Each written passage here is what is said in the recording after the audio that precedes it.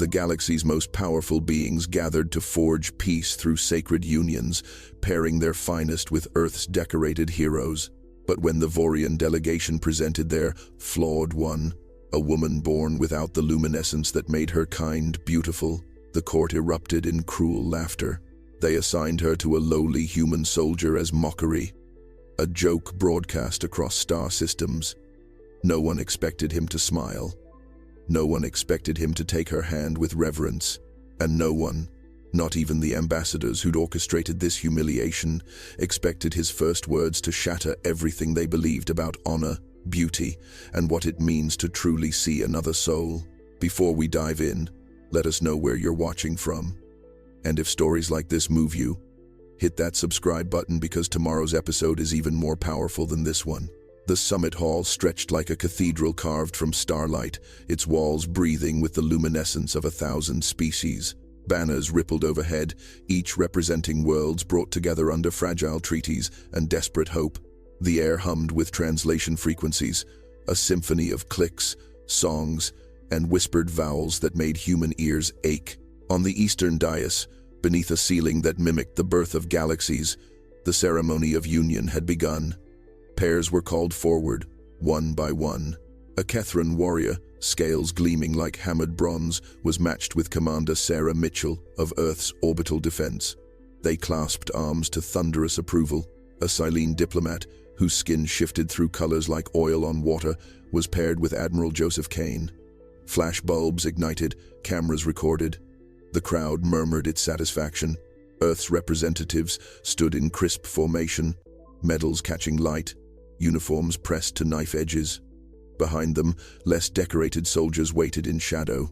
Among them stood Marcus Chen, infantry grunt, 3 years deployed, no commendations beyond staying alive. His uniform was clean but worn at the elbows. His boots had seen actual mud. The Vorian delegation entered last, and the hall fell into reverent silence. They moved like liquid moonlight, their skin emitting a soft bioluminescence that pulsed with emotion. Violet, silver, pale gold, each one a living constellation. Ambassador Thex led them, his luminescence a rich amber that spoke of authority and ancient bloodlines. Beside him walked the chosen ones, 7 Vorian women of breathtaking radiance.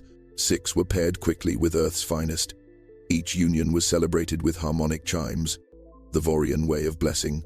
Then Thex raised a hand, and his smile turned sharp as broken glass.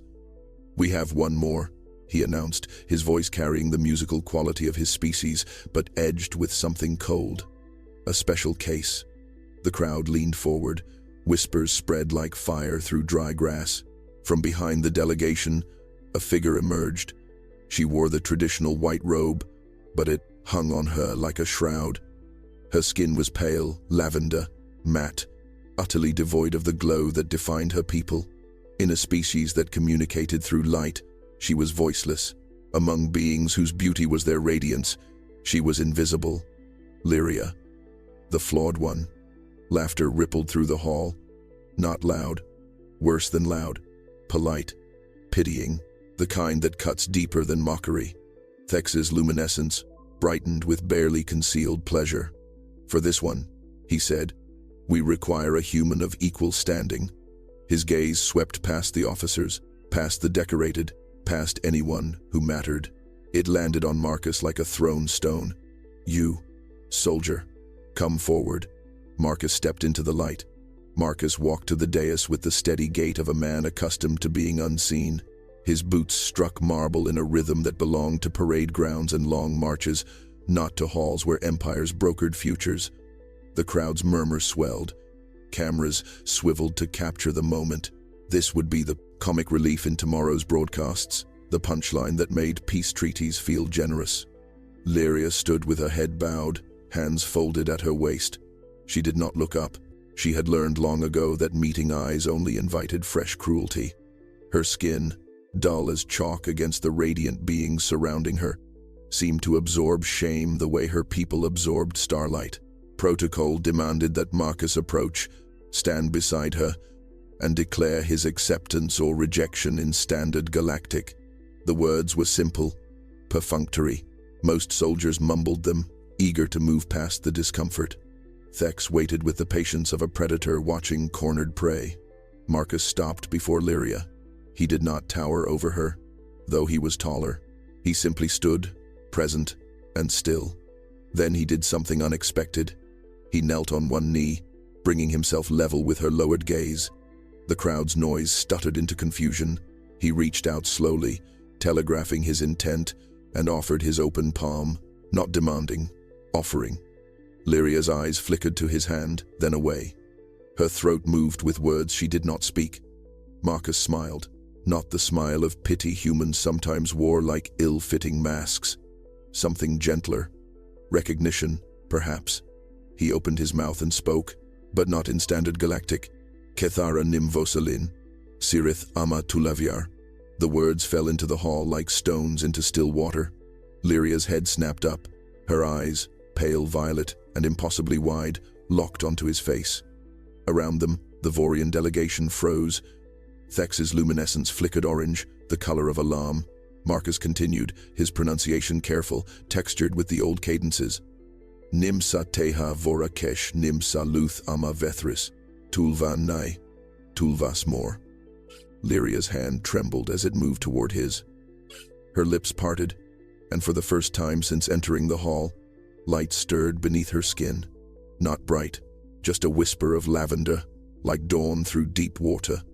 The silence was absolute. Even, the translation frequencies seemed to hold their breath.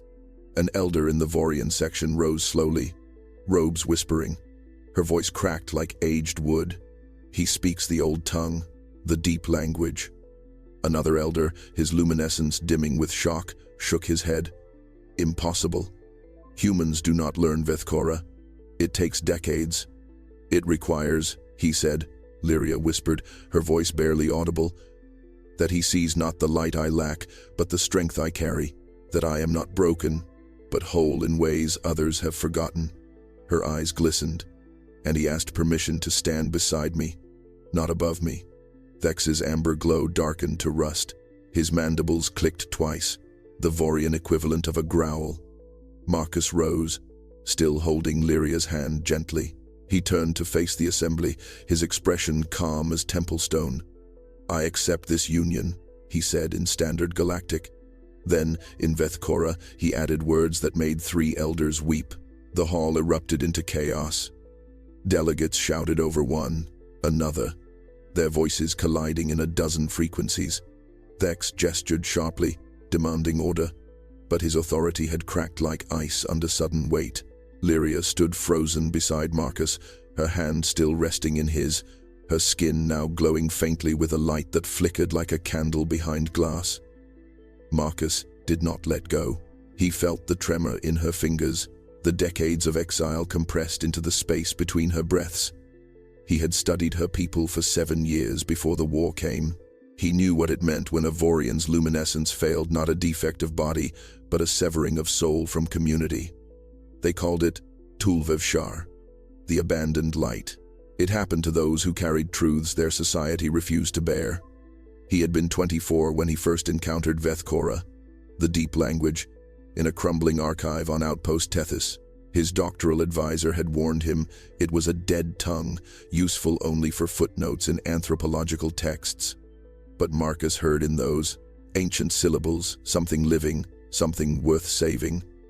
He spent 3 years reconstructing grammar from fragments, learning pronunciation from recordings so old they hissed like wind through graves. Then the Vorian expansion began. Colonies burned. His research meant nothing against warships. So he enlisted. Not as an officer, they would have kept him behind desks, but as infantry. He needed to see the worlds they fought over, to hear the languages that bombs were silencing. He learned Kethran battle cant in frozen trenches, Selene mourning songs in field hospitals. He collected words the way others collected scars. But he never stopped studying Veth'kora. Even on deployment, he carried a battered datapad loaded with texts, practicing verb conjugations between artillery strikes. His squadmates thought him strange. They were not wrong. While they played cards, he traced glyphs in the mud. While they slept, he whispered poetry, written 3,000 years before humans discovered fire. He learned it because language is memory, and memory is the last thing conquerors try to kill. Now, standing before the woman his knowledge had been meant to honor, Marcus felt the weight of those 7 years settle onto his shoulders like a cloak. Lyria looked at him with eyes that held galaxies of grief and something fragile that might have been hope. "How?" she whispered in Veth'kora, the word shaped like a prayer. "Because your people's beauty is not in the light you give," Marcus answered in the same tongue, "but in the truths you keep when others demand you forget." Thex descended from his platform, his luminescence blazing hot white, the color of fury barely contained. "This is a mockery," he hissed. "You learned parlor tricks too. I learned reverence." Marcus interrupted, his voice quiet but unyielding. "I learned that Veth'kora contains 14 words for different qualities of remembering, 23 for kinds of loyalty, 47 for the ways light can fail and still be light." He turned to Thex, and his gaze was steady as stone. "Your modern language has 3 words for conquest and none for apology." An elder gasped. Another covered her mouth with trembling fingers. Lyria's glow strengthened, spreading across her skin like sunrise. Thex's luminescence pulsed in rapid staccato bursts, a pattern that made the Vorian guards shift nervously. It was the color and rhythm of a challenge, ancient as the species itself. Around the hall, delegates murmured behind hands and appendages, recording devices swiveling to capture every angle.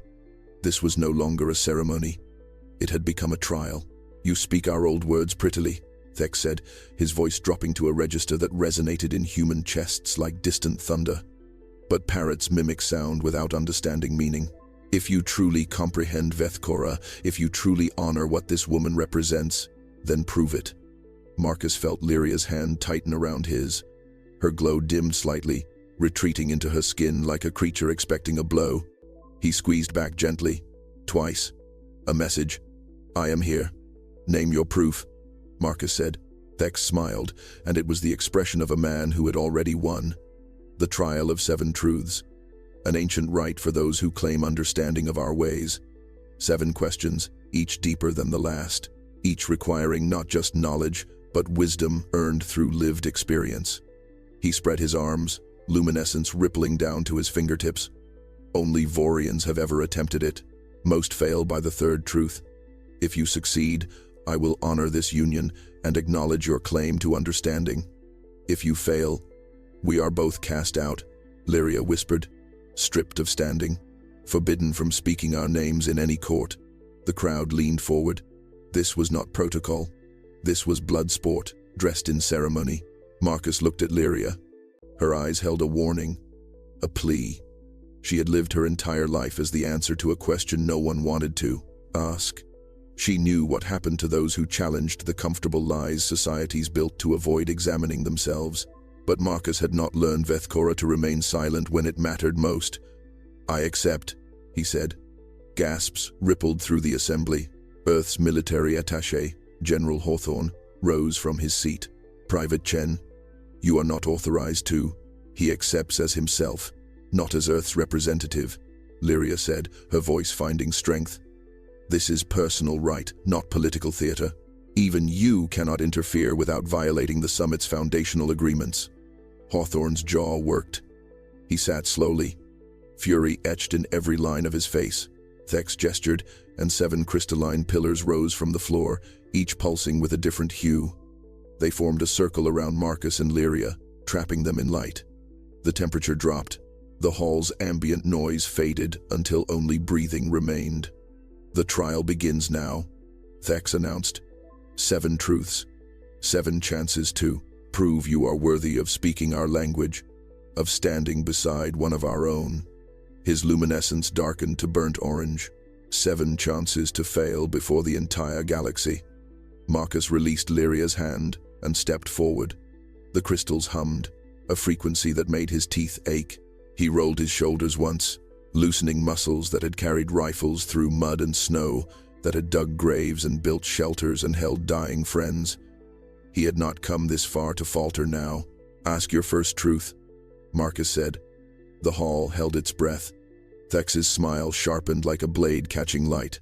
The first crystal flared violet, casting shadows that writhed like living things across the marble floor. Thex's voice became formal, ritual-edged. First truth. In the year of the broken moon, 3 powers signed the Covenant of Still Water. Name the forgotten clause that bound them to peace, and explain why it was erased from modern records.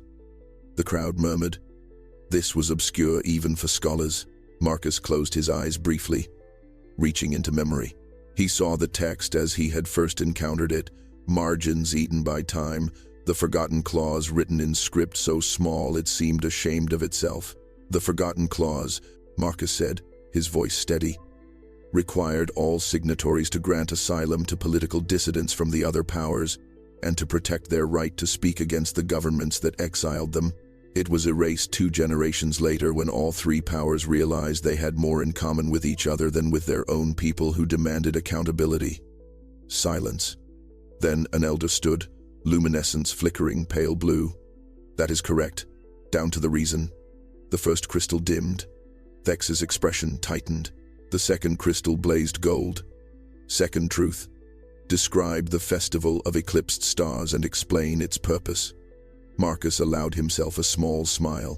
He had written 30 pages on this festival alone. The festival occurs once every 8 years when our 3 moons align. But it is not a celebration of the eclipse itself. It honors the darkness between lights, the moments when we cannot see and must trust what we remember. Families gather in windowless rooms and speak the names of ancestors who died in shame, giving them back the honor that society stripped away. It is a festival of restoration, not of stars.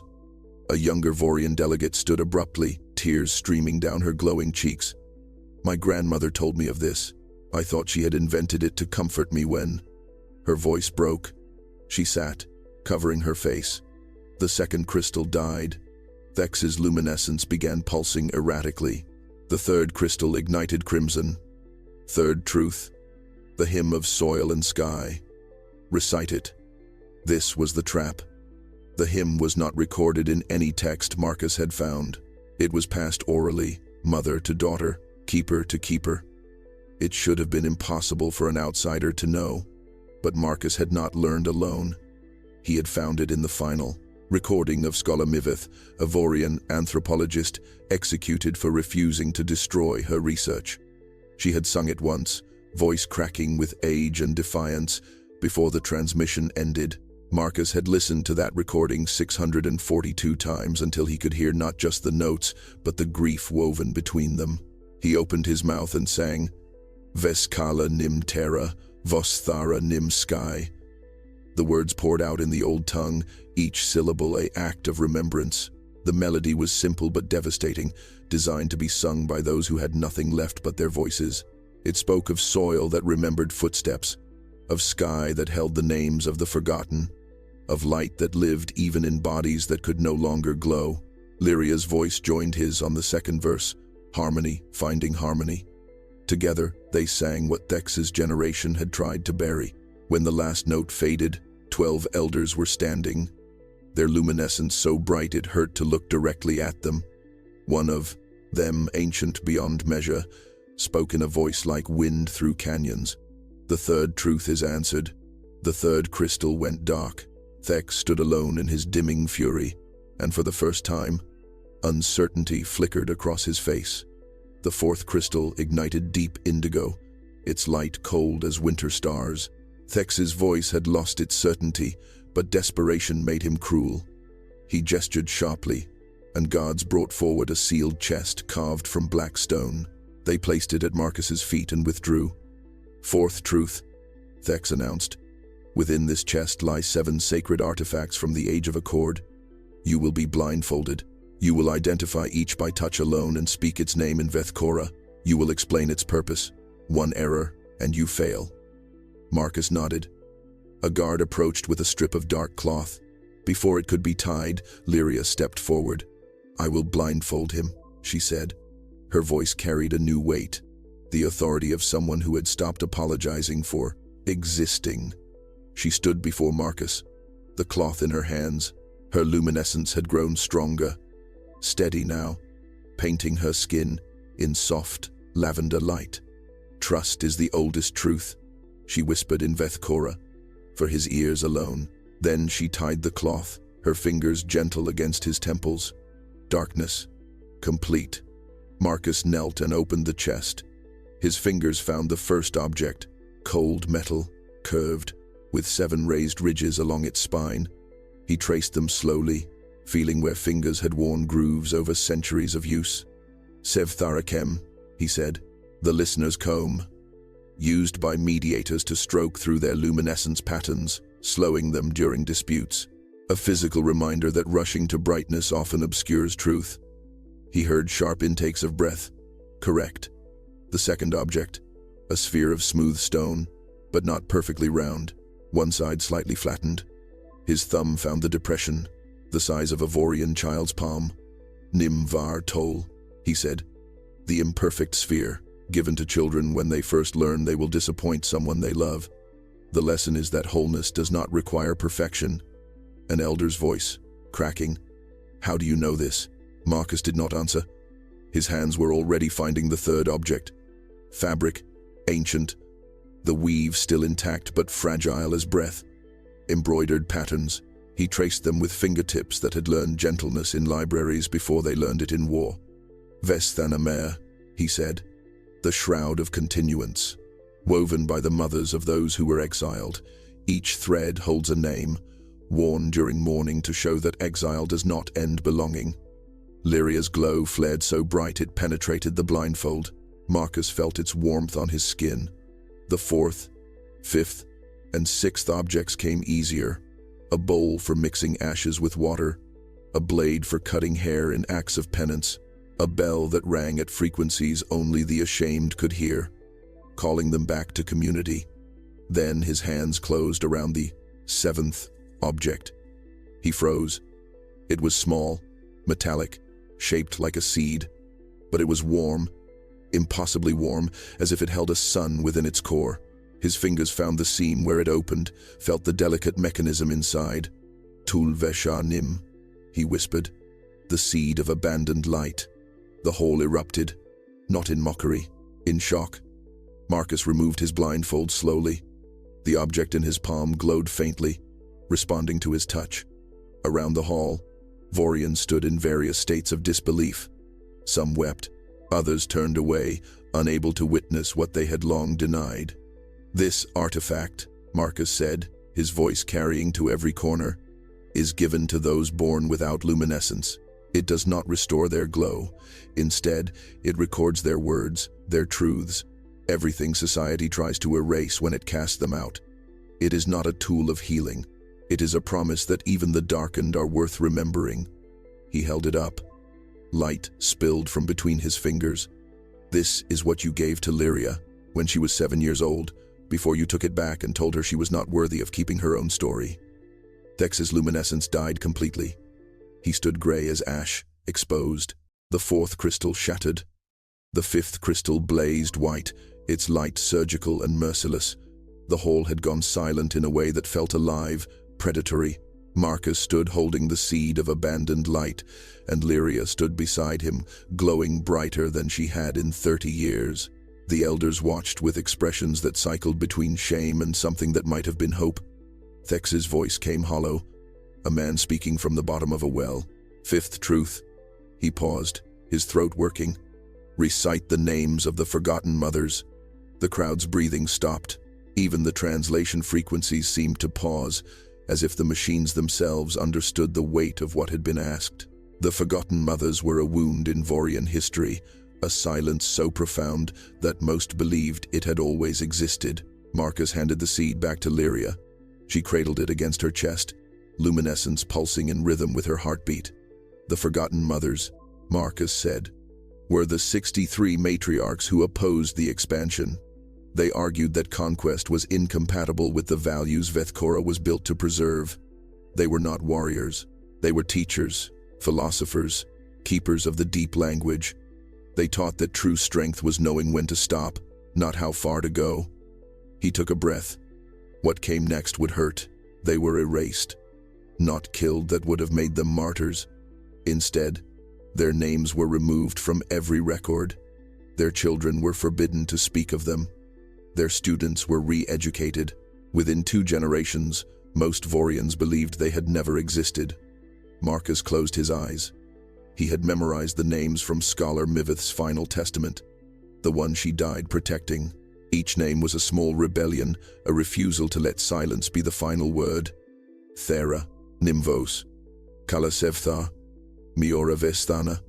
His voice steadied as he continued, each name pronounced with the careful reverence of someone handling ancient glass.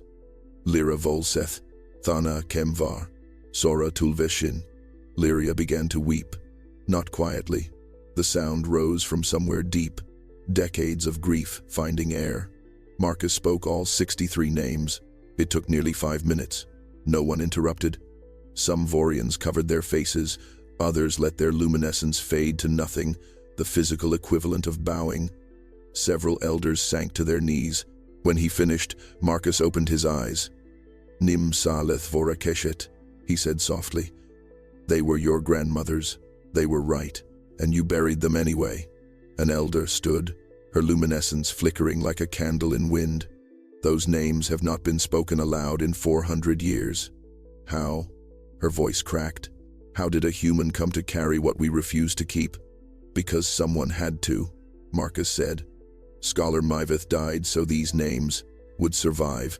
I learned them because forgetting is a choice, and I chose differently. Vex had collapsed onto his platform, his body gray, all pretense of authority stripped away. His voice came small and broken. You cannot know this. It is impossible. It is only impossible, Lyria said, her voice ringing clear. If you believe humans are incapable of honoring what we have dishonored, if you believe love requires luminescence instead of witness. She stepped forward, addressing the elders directly. My grandmother was Nira Volseth, daughter of Kalasevthar. I am the last direct descendant of the forgotten mothers. That is why I carry no light, because my bloodline carries memory instead, and memory burns differently. The 5th crystal exploded into powder. Shards of light scattered across the floor like snow. The 6th crystal ignited black as void. The black crystal pulsed like a dying star, its light swallowing rather than giving. Thex remained collapsed on his platform, hollowed out. The guards no longer looked to him for direction. The hall belonged now to older powers, to the elders who had watched their culture calcify around comfortable lies and were only now remembering what they had traded for that comfort. An elder stepped forward, her luminescence pale silver with age. Her voice carried the texture of eroded stone. 6th truth. Why did the Vorians abandon Veth'kora? This was the question designed to have no answer. A cultural shame so deep it had become a chasm no one dared cross. Marcus felt Lyria's hand find his. Her skin had grown warm, her light steady as a held breath. Veth'kora was abandoned, Marcus said quietly, because it contained too many words for things the expansion required you to forget. 68 terms for different kinds of listening. 42 for varieties of peace. 17 for the ways power can corrupt even the well-intentioned. His voice remained steady, but his eyes held sorrow. Your leaders did not suppress the language because it was old. They suppressed it because it made what they wanted to do impossible to justify. He paused, letting the words settle like ash. In Veth'kora, there is no word for acceptable casualties, no phrase for necessary evil. The language was built by people who believed that if you could not say something in a way that honored life, you should not say it at all. So, they taught you a new language, one with shortcuts, one where conquest could be dressed as destiny and violence could hide behind efficiency. An elder made a sound like breaking. Another covered her mouth with both hands. Several younger Vorians stared at Marcus as if he had torn open the sky and shown them stars they had been told did not exist. You did not lose Veth'kora, Marcus said. You were robbed of it. There is a difference.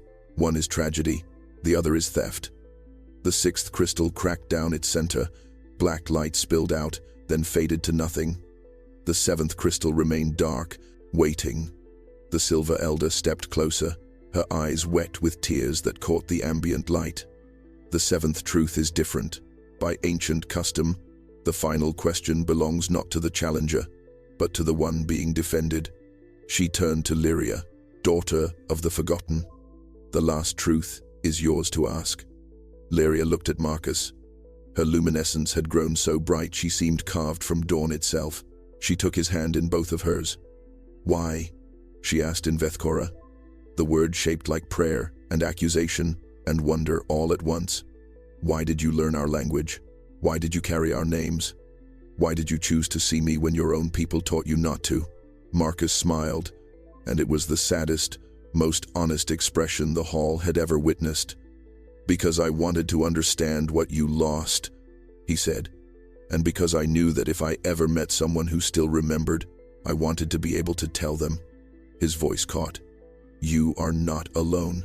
The seventh crystal ignited, gold as sunrise. The seventh crystal's light expanded, flooding the hall with warmth that felt like absolution. The trial had ended.